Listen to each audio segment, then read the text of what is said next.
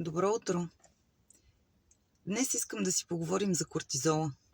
Искам да ви споделя нещо, понеже напоследък доста често става въпрос за хората, които пълнеят без причина. Трупат килограми, без реално да са променили нищо в хранителния си режим.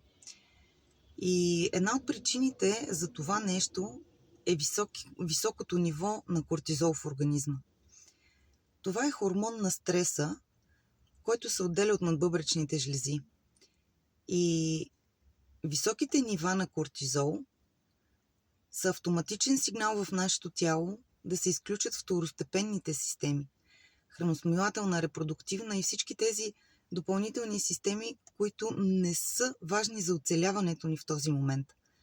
Отделянето на хормона е сигнал за опасност. И всъщност всичко, с което ние се храним или добавките, които ние приемаме, те не се усвояват. Те отиват директно в урината. И ние реално, пиейки добавки, правим скъпа урина.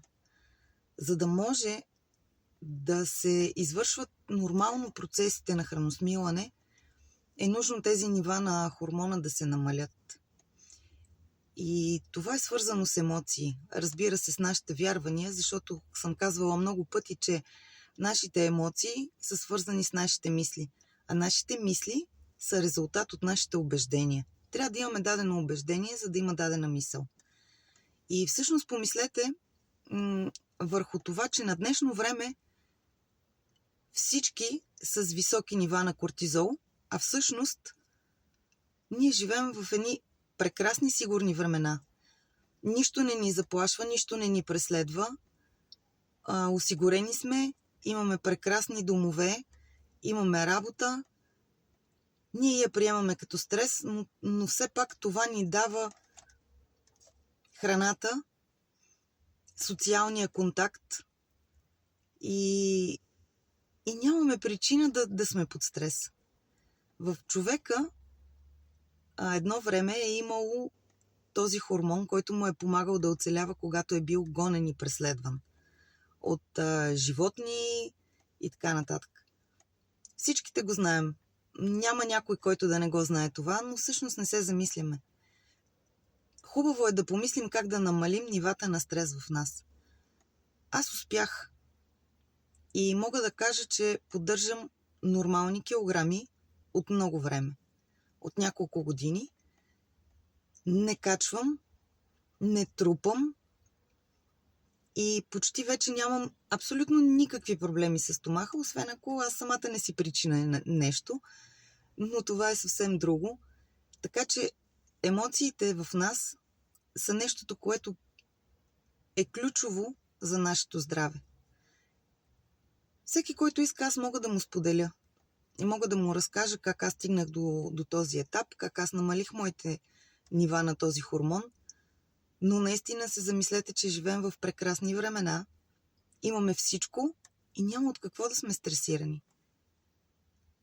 Затова трябва да помогнем на ума да осъзнае колко прекрасен може да бъде живота и да намалим нивата под прага, който е да реагира човек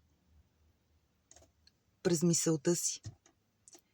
Овладявайки емоциите, няма да има нужда да се отделя този хормон, защото той се отделя, когато наистина ние почувстваме заплахата. Ако само я мислим и премисляме, не е същото. Едно е да го оставим само в ума, друго е да го пренесем в физическото тяло. На разположение съм, ако някой желая, аз мога да му споделя. Но наистина се замислете за прекрасния живот, който имаме. Хубав, усмихнат, прекрасен ден ви желая. Усмихнете се на някой.